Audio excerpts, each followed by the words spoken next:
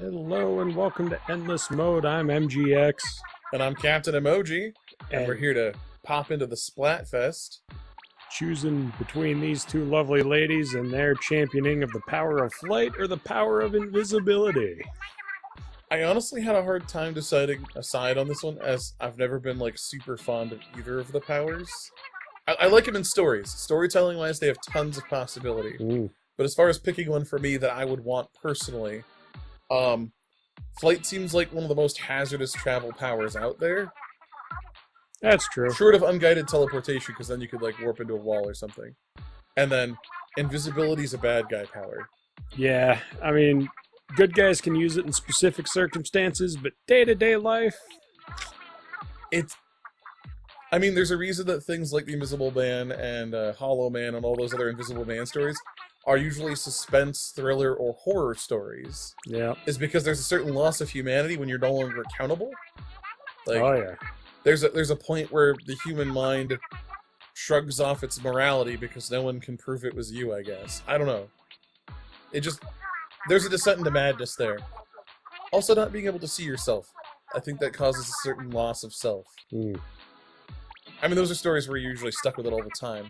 But even turning it on and off, I think you would eventually Yeah. go invisible all the time, because, yeah. So, yeah. Tell us in the comments on whether you'd pick invisibility or flight, or if you're leaving it up to choosing who you like best between Pearl and Marina. Which, I know some people are like, I can't believe that it's all about which waifu is best. But, honestly, I think you do you, you know? Whatever feels right. I do love all the artwork. I'm not willing to sit there for 2 hours trying to make a pixel perfect picture. That's about Yeah, we could probably do that. But yeah, let's go get our Splatfest t-shirt and pick get a in team, on it. because I haven't gotten around to that. The power of flight, power of... Now, Captain Emoji doesn't really have an opinion. I prefer flight, because even if we pick it at its most hazardous, that's still flying. It's true. And yeah, I think between the two powers, if those were the two on the table, I would take flight over not having a cool power. Definitely. So, let's get stuck in and help Pearl win her second splat in a row. just actively antagonizing people there, is that what that is? I mean, when you pick a team, you gotta support the team, yeah? That's true. And It's all in good fun. Hime is team captain. Hime is the Japanese name for Pearl, as it's a pun based on a specific type of squid. The Hime Ika, or literally princess squid, because it's a pygmy squid. Yep. Which is why she's a tiny goblin child, and I think that's delightful and fun, and... And hilariously, she's older than Marina. She is. But, you know, pygmy. She's Marina's senpai. Which I think is just fun.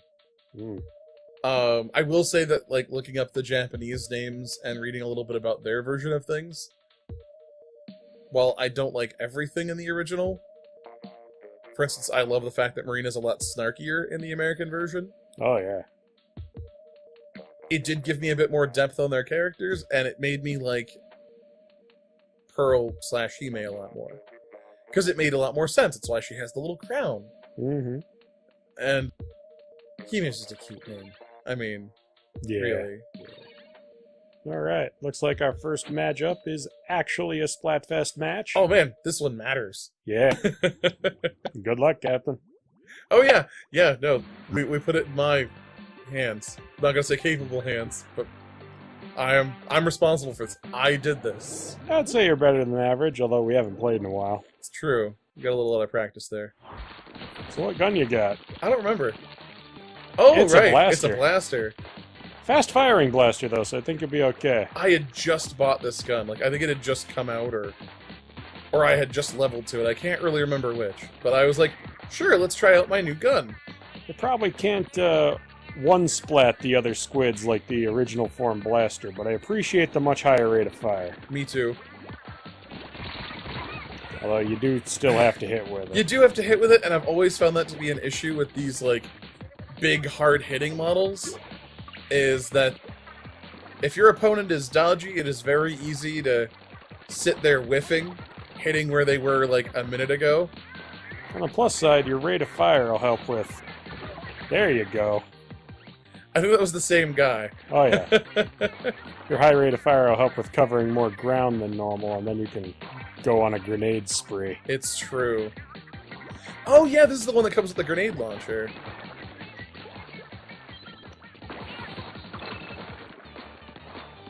Gotta throw the grenades. There we go.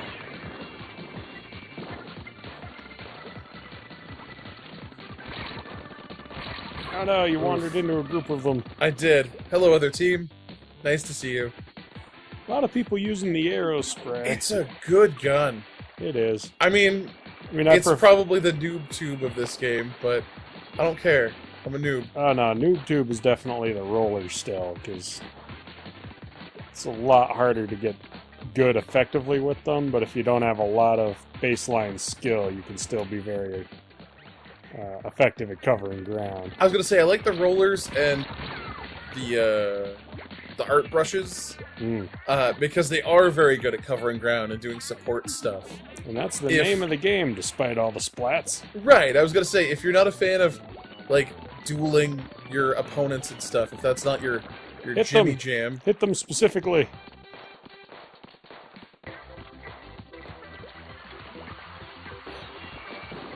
Got him. And now to Good back range away on that blaster. And now to back away before I get hit by those darn curling stones. Love them when I'm using them. You do have your special.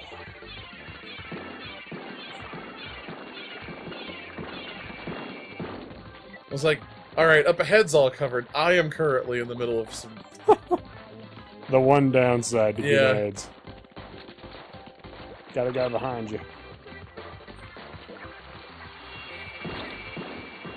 I do like the regular splat down. It's the most straightforward special. I think everyone knows what to do when it's time to do the splat down. Some of them I feel like they're a bit more tactical. You gotta know when you're actually going to benefit from them. Like, the Tenta-missiles are a little better if you're further away, because you can usually get more guys.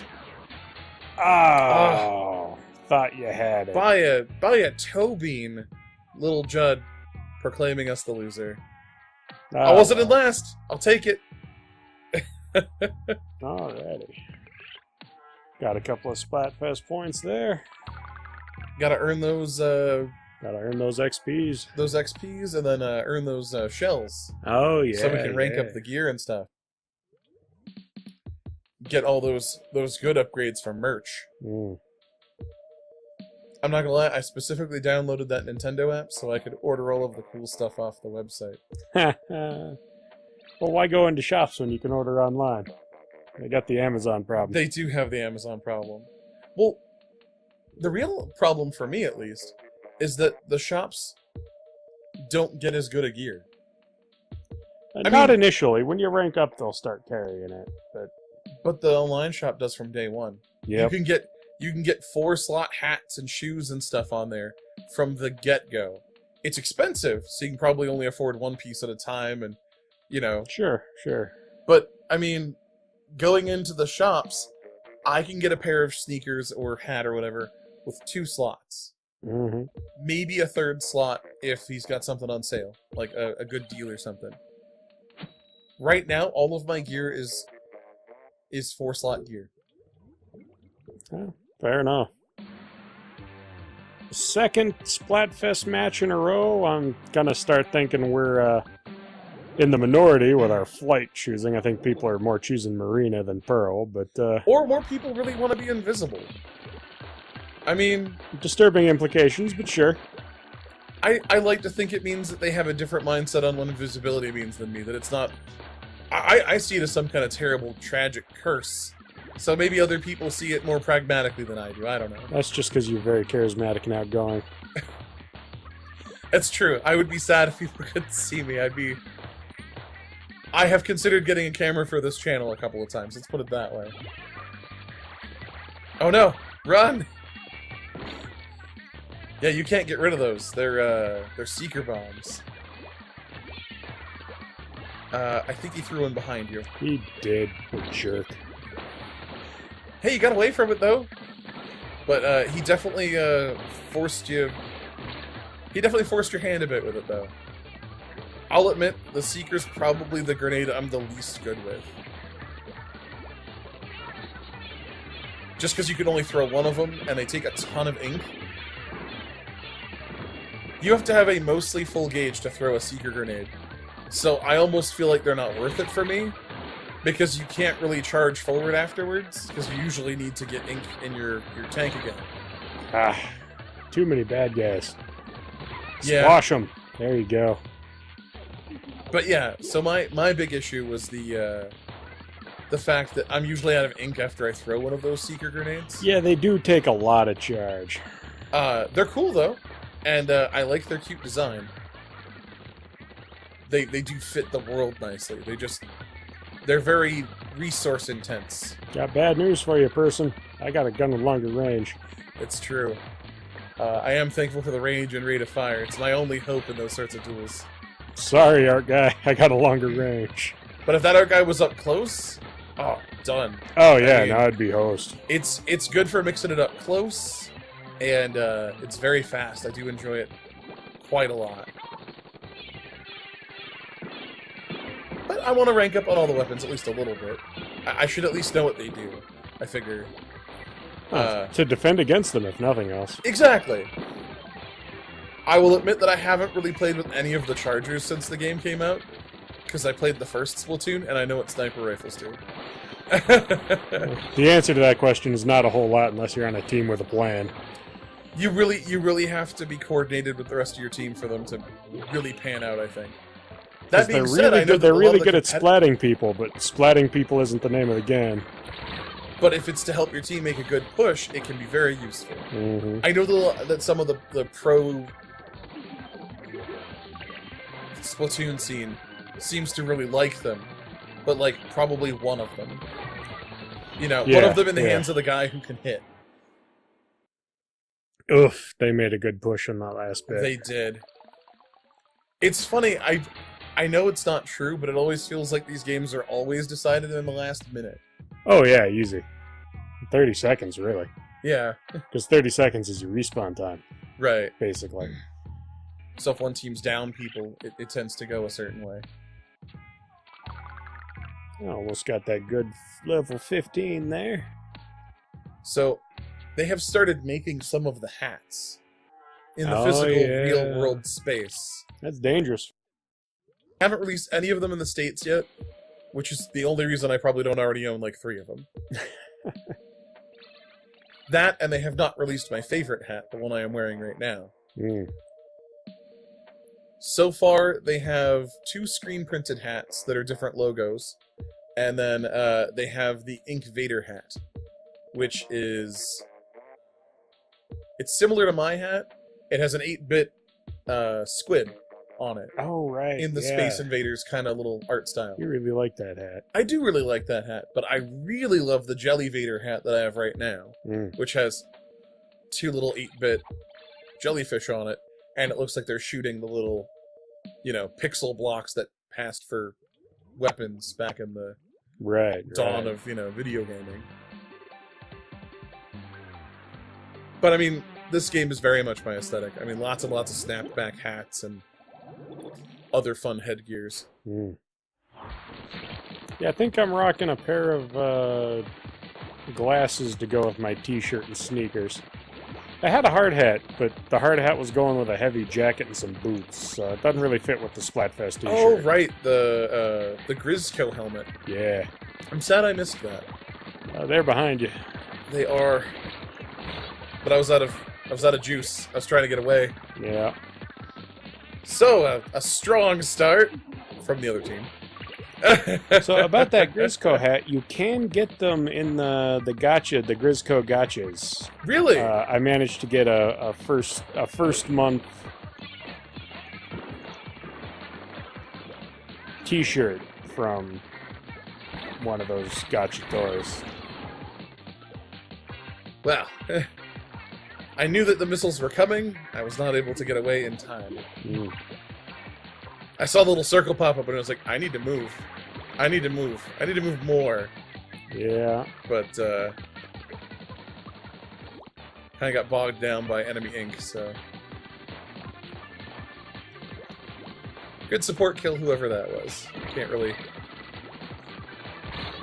Almost got At him. point blank, I'm even... Just slightly to the left. I may switch weapons after this round. Nothing against the gun, just not my playstyle, probably. Yeah. Important distinctions like that. I really don't think there's a bad weapon in this game. I mean, just ones that I'm worse with. A flings a roller. Oh, it's okay. It's really good at launching that ink. Probably less good at rolling. rolling, or it's probably got a much lower reserve tank. Oh, That seems to be the trade-off for a lot of the rollers, is how much rolling can you do before you have to replenish ink. That's true. I run out with the charger very quickly, but it also is shooting a lot of ink a very long distance, so it makes a certain amount of sense. Mm-hmm.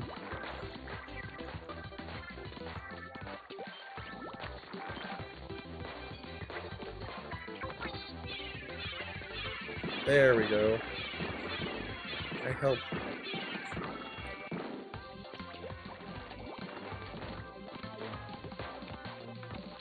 I think really with a ammo intense gun like this, the best part of getting your special is the fact that you don't have to replenish your ink.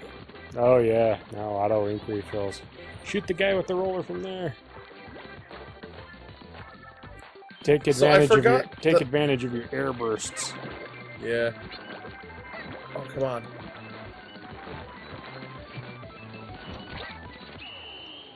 So, I honestly forgot that I had a grenade in this particular configuration. I think it's a mine. It's a mine. I remember the last time I played around with it, they're actually pretty cool. Hey, good job. Yay! Go team. And me. Mostly team. Yeah, mostly team. Yeah, well, these things happen. Feel free to do what you want, but I think I am definitely going to swap out weapons. But the mines are pretty cool. They take a lot of ink, but early game, if you're following behind somebody that's doing a lot of the work, following behind them and dropping mines is like every interval that you can. Pretty useful. Oh yeah. When somebody trips over them, it's kind of funny. Oh no, somebody quit out. If you want. Well, let's see what we got. I've bought a few of them. Not all of them, but a few. Let's see, you're fresh with the Octobrush, the Carbon Roller, the Sploosh-O-Matic. It's interesting. It's another burst type weapon. I want to like the NES Zapper, but well, let's see how this works in have you tried active competition. I was gonna say, have you tried the Splatling gun? Salmon run. So let's see what we got. It reminds me of the Charger in that it's another one of those weapons that takes a moment to build up pressure. So for me, release it one glorious burst. So for me, it's sort of a death sentence because by the time I need to be shooting right then because something's already engaging me. Oh yeah. My somewhat reactionary style, I guess, does not. You really favor the close-in, high rate of fire guns. I do. If I was better at the combat roller, I'd probably use the splat dualies more. But I like them, even with me being sort of a novice at rolling. I usually end up rolling into the enemy ink and getting stuck and tar pitting myself, which is really embarrassing. Yeah, but after the roll, you really got to end the other guy for it to be effective. Right. But I do like their rate of fire, and they look cool. It's very John Woo to run around with two guns shooting through the air. It feels good. Yeah, no, I found that most of my death with the Splatling gun was me trying to charge up enough to shoot someone. Or being out of ink, because it is another one of those ammo-intensive guns. It shoots all the ink when it shoots.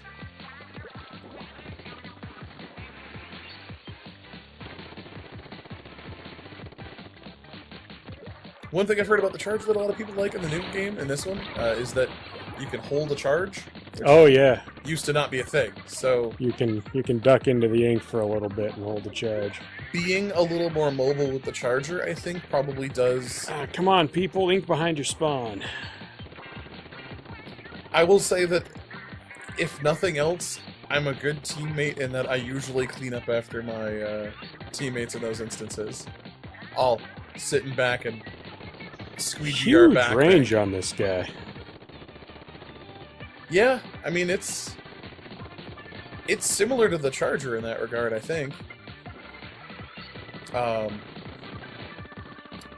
Oh, you've got your special. I don't really know how to use it. It's like the Charger. It's a laser. Okay. It's a laser, so you literally just aim it and you can ink a large range of space or chase people away. Oh, your bomb's kind of fun. It's a sprinkler. You should definitely give that a shot. It'll sit there and it'll do a sprinkler of ink. Throwing those ahead of you can be funny.